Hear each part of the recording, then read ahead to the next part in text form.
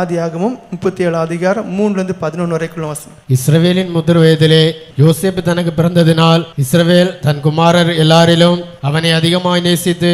பாருங்க, ஒரு குடும்பத்தை குறித்து சொல்லப்பட்டிருக்கு. ஒரு குடும்பம், நல்ல ஒரு குடும்பம். தகப்பன் யாருன்னா தேவனாலே ஆசீர்வதிக்கப்பட்ட யாக்கோப். தகப்பன் யாரு?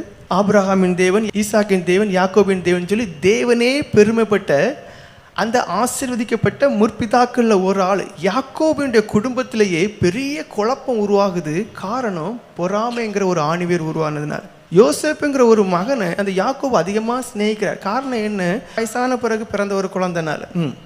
அவனுக்கு பலவர்ணமான அங்கே செய்வித்தான்.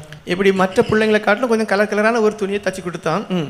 அவனுடைய சகோதரர் எல்லாரிலும் அவனை தங்கள் தகப்பன் அதிகமாய் நேசிக்கிறதை அவன் சகோதரர் கண்டபோது அவனோட பட்சமாய் பேசாமல் அவனை பகைத்தார்கள். பாருங்க, அந்த தகப்பன் அந்த ஒரு மகனை அதிகமாய் நேசித்தனால மற்ற எல்லா சகோதரர்களும் இவனுக்கு மேல பொறாமைப்பட ஆரம்பிச்சாங்க.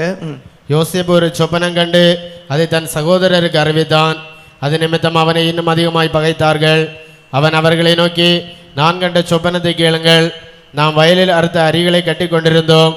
அப்பொழுது என்னுடைய அரிக்கட்டு நிமிர்ந்திருந்தது, உங்கள் அரிக்கட்டுகள் என் அரிக்கட்டை சுற்றி வணங்கி நின்றது என்றான். பாருங்க, ஒரு வீட்டில் 2 பேர் இல்லைன்னா 3 பேர் இருக்கலாம், இல்லை 5 பேர் இல்லை 10 பேர் இருக்கலாம். ஆனால் ஒவ்வொருத்தங்களையும் உருவாக்கும் போதே தேவன் யார் யார் எந்தெந்த நிலைமைக்கு இருப்பாங்க, எந்தெந்த ஸ்தானத்துக்கு வருவாங்க, யார் யார் எப்படி இருப்பாங்க, அது அவருடைய அனாதி தீர்மானம். இங்கே என்ன சொல்கிறாரு? நீங்கள் எல்லாம் ஏன் சகோதரராக இருந்தாலும் ஒரு நாள் நீங்கள் எல்லாரும் என்னை வணங்குறத்தக்கவாறு எனக்கு மரியாதை செலுத்துகிறவாறு நான் உயர்த்தப்படுவேங்கிற ஒரு தரிசனத்தை அந்த யோசேப்பு சின்ன வயசுலேயே சொல்கிறார்.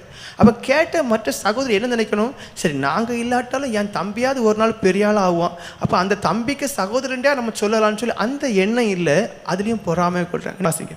அப்பொழுது அவன் சகோதரர் அவனை பார்த்து, நீ எங்கள் மேல் துரைத்தனம் பண்ணுவாயோ, நீ எங்களை ஆளப்போகிறாயோ என்று சொல்லி அவனை அவன் சொப்பனங்களின் நிமித்தமும் அவன் வார்த்தைகளின் நிமித்தமும் இன்னும் அதிகமாய் பகைத்தார்கள். பாருங்க, அந்த பகை இன்னும் அதிகமாகுது. அவன் வேறொரு சொப்பனம் கண்டு தன் சகோதரரை நோக்கி, நான் இன்னும் ஒரு சொப்பனத்தை கண்டேன். சூரியனும் சந்திரனும் 11 நட்சத்திரங்களும் என்னை வணங்கினது என்றான். பாருங்க, அடுத்த சொப்பனம் எப்படி? தகப்பனுக்கு மேலாகவே உயர்த்தப்படக்கூடிய ஒரு அனுபவம். எல்லாருமே அவனை வணங்கக்கூடியதான ஒரு நிலைமை வருது. இதை அவன் தன் தகப்பனுக்கும் தன் சகோதரருக்கும் சொன்னபோது அவன் தகப்பன் அவனை பார்த்து, நீ கண்ட இந்த சொப்பனம் என்ன?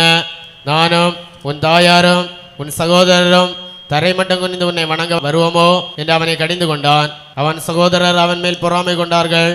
அவன் தகப்பனோ அவன் சொன்னதை மனதிலே வைத்துக் கொண்டான். பாருங்க, பொறாமை உருவாகுது. ஒரு மனுஷன் வித்தியாசமாய் மற்றவர்களை காட்டிலும் வளரும் போது அங்கே என்ன உண்டாகுது? பொறாமை உண்டு.